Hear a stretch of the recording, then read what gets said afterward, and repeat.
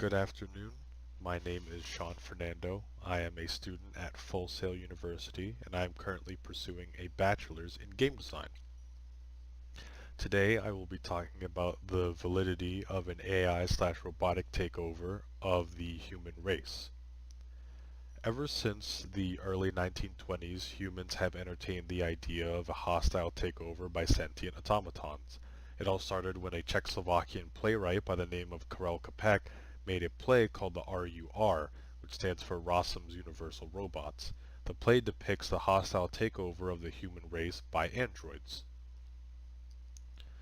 The idea of an automaton taking over the world has spread out to other types of media such as movies, comics, and television around the 1960s and became a staple of the sci-fi horror genre, although some people don't see this idea as fiction, but a more renowned and plausible fear in this modern era.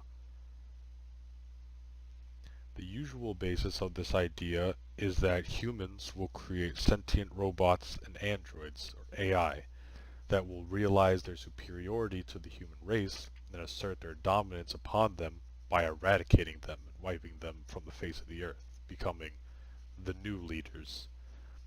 The fear of hostile takeover has grown stronger since the creation of Sophia in 2016. She is a social humanoid robot that has silicone human-like skin and 50 different animations while she talks. She can respond to interviewers by using a voice recognition system. She also is designed to learn information from others as she communicates with them. To those who don't understand coding or AI, then it makes sense how scary the scenario could be. It seems as though humans are playing God, and that our creations could become greater than us. This fear is understandable, but because nothing like this has ever been made before. But in reality, that scenario is quite implausible. We humans do not fully understand our own inner workings, such as thought processes and emotions. We can predict it and give variable answers based on proposed questions, aligning responses with a type of personality, whether a response will be uh, bombastic or pessimistic. But when it comes down to it, we cannot recreate the human mind. We can only project and copy human emotions and thoughts onto an AI. Unlike humans who can think for themselves, AI is bound to a script by its creator. What it can do, what it cannot do, what it is allowed to do, and it is forced under those constraints, cannot break free. If an AI can learn and retain information, it is because it is programmed to do so. Information and factoids are quite one-dimensional for the most part. They don't need a side. Cognitive reasoning and decision making is something that we cannot replicate. Many different personal ideals and emotions go into making decisions, and computers don't have that capacity. As I stated before, since we humans do not fully understand our own emotions, we couldn't possibly replicate them into an AI, only project them.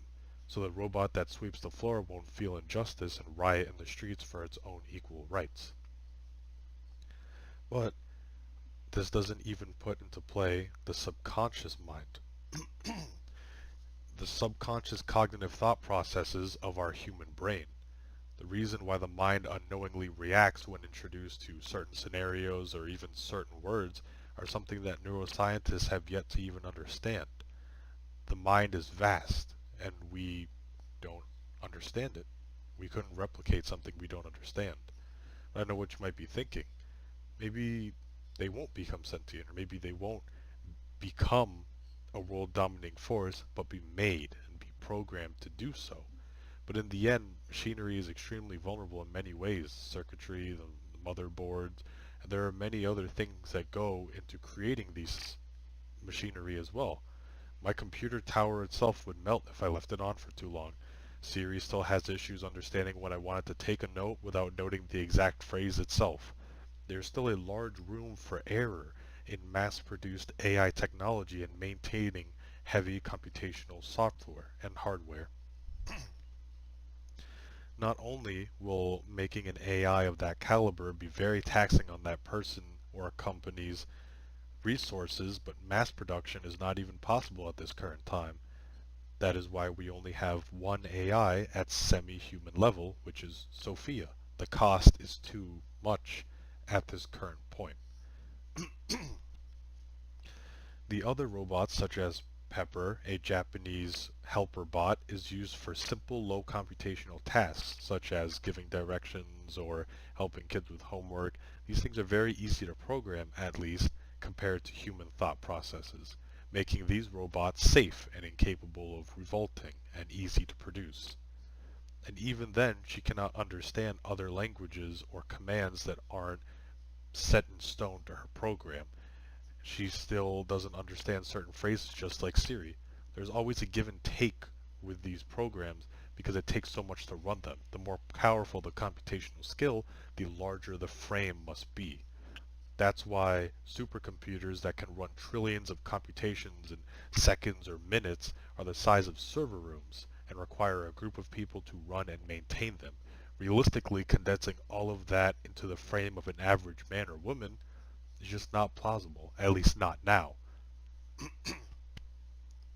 Although it's fun to play around with the idea, when it comes to fiction, since it has no base in reality, it should stay there. Halting our forward progress or enacting laws limiting how far we can go in creating AI shouldn't be our next step, despite what Elon Musk should say.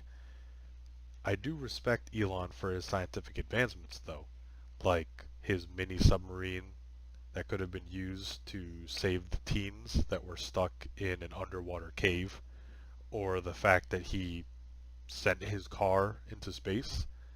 There's a lot of things that he's done for the scientific world, but I feel as though his fear of AI is unwarranted, and I hope his fans don't adopt the same ideology. In the end, regardless of what 1970s sci-fi and Elon Musk says, AI isn't out to get you. We can't program our emotions onto machines, and the computational power and complexity is too much for mankind at this time. Thank you very much for watching.